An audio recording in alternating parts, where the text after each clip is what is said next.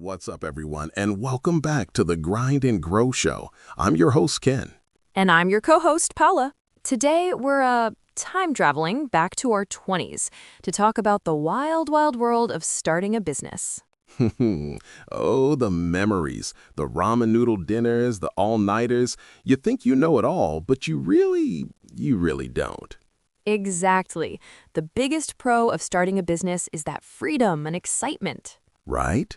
of building something from scratch. But the con? It's just a minefield of mistakes waiting to happen. So we're sharing 3 things we wish we knew back then. Ken, you start. All right, number one, and it's a big one. Perfect is the enemy of good. I spent, months trying to make my first website Oh yeah?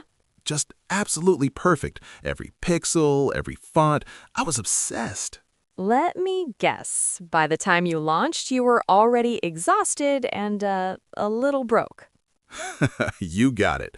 The solution is so simple. Just get a minimum viable product out there. Get it done, get it out, and then you can tweak it based on real customer feedback, instead of just, guessing. So true. Which brings me to my number 2. Okay. You can't do it all alone. I was so determined to be a one-woman show. I was the CEO, the marketer, the accountant, and the janitor. Been there. Look, the pro is you learn every single part of your business, but the massive con is burnout. You're not an expert in everything, Right. and you will crash and burn trying to be. The solution? It was hard for my ego, not gonna lie. I bet. But it's a game changer. Ask for help. Find a mentor, partner with someone whose skills complement yours, or even just join a community of other entrepreneurs. Just don't drown by yourself. Absolutely. And that leads perfectly into our final point. What is it? Failure is not the end. My first business idea, it completely flopped. Crickets. I thought my entrepreneurial career was over Oh, wow. before it even really began. Oh, that's such a tough feeling.